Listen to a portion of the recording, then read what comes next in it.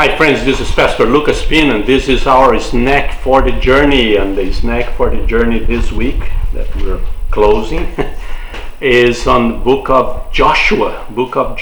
We just kind of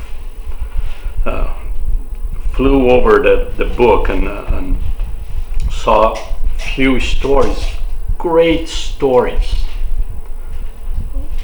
in this book. But like the other books, there's so many verses, so many stories, and maybe you say, well, but you forgot that verse. Yes, probably I did.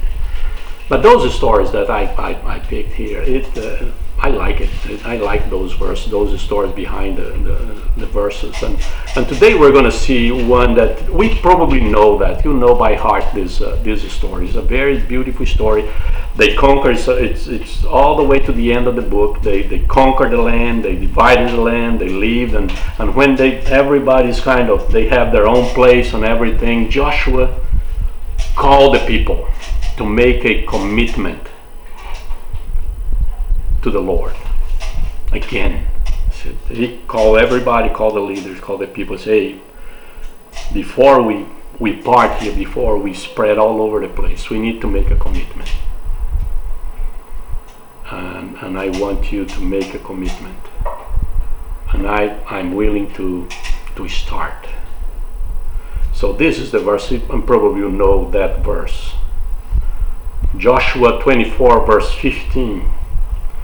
But if serving the Lord seems undesirable to you, then choose for yourselves this day whom you will serve, whether the gods of your forefathers served before the river, or the gods of the Amorites in whose land you are living.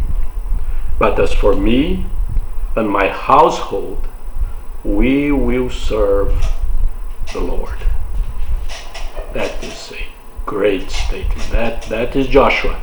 That is Joshua to say, okay, you have to pick now.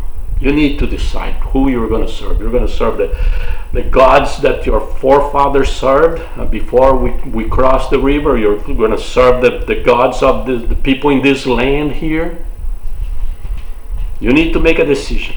You need to make a decision. Whose gods you're going to serve. But I want you to know that me and my household, my family, we will serve the Lord. We will serve the Lord.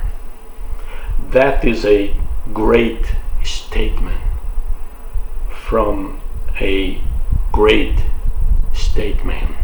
It's Joshua was a general, was a commander, was a captain, was a leader, was a fighter. And he said, you know what? You pick the God that you want, but me and my house, we're going to serve the Lord. And people say, we're with you. Even though they didn't. But it was a moving thing, touched the people. He said, my household and me, we're going to stay with the Lord. You read the beginning of the book when God said, I have a project for you, I have a mission for you, and you're going to be I'm going to be with you. And God gave him victories after victories and helping him all the way. And he said, I will stick with the Lord. I will stay with the Lord. You pick whatever God you want, but I'm going to serve the Lord. And my household, my family will do that. So he was able not only to make a decision for himself, but to bring his whole family to serve the Lord. And that is a challenge for each one of us. I hope every family in our church could say this. But as for us and our families, we will serve the Lord. We will serve. We're going to stay with the Lord. There's so challenged. There's so many options out there. So many gods out there to be worshipped and being offered to us in every corner. So it's very important for us to make that decision and make it out loud, to say it, to proclaim, to confess, to commit publicly. Say, hey, I and my house, my family, we will serve the Lord. You can serve any God that you want, but we will serve the Lord. And I hope this challenge in the time like this that we're living, in a challenge that we're facing, not being able to go to church, not be able to serve the Lord in the way that we're used to, I'd like you to keep the commitment to serve the Lord. No matter where you are, what is going on in your life, or with your family.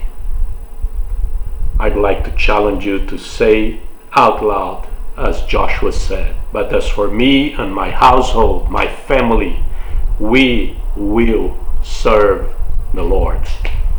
And this is your snack for the journey. God bless you.